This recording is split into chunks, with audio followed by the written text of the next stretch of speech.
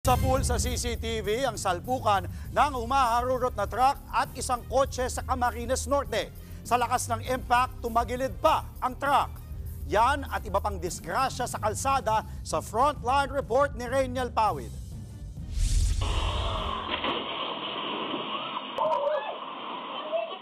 Napasigaw ang ilang residente nang bigla na lang salpukin ng truck ang kotseng nasa kabilang linya sa kabaan ng Maharlika Highway, Barangay Ginakutan, Labo, Camarines Norte, bandang 2:00 ng hapon nitong Huwebes. Sa lakas ng pagbangga, natumba pa ang truck. Wasak naman ang harapang bahagi ng nabanggang kotse. Ligtas ang driver at sakay ng truck. Sugatan naman ang driver at mga sakay ng kotse.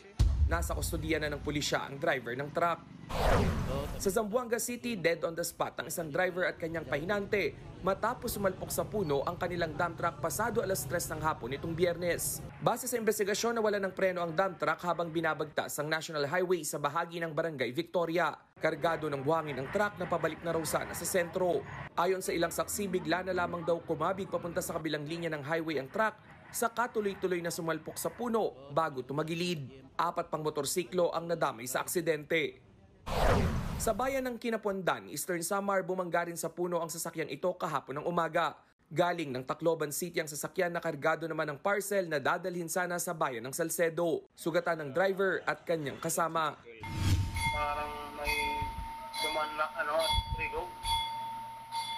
Sabi ng driver, na out of control siya. Wala namang nadamay na ibang sasakyan sa insidente. Nagbabalita mula sa Frontline, Rainiel Pawid, News 5. Mga kapatid, Andre Felix po. Iba na ang may alam at may pakialam sa panahon ngayon. Para sa tuloy-tuloy na balitaan sa Frontline kahit weekend, mag-follow at subscribe sa social media pages ng News 5.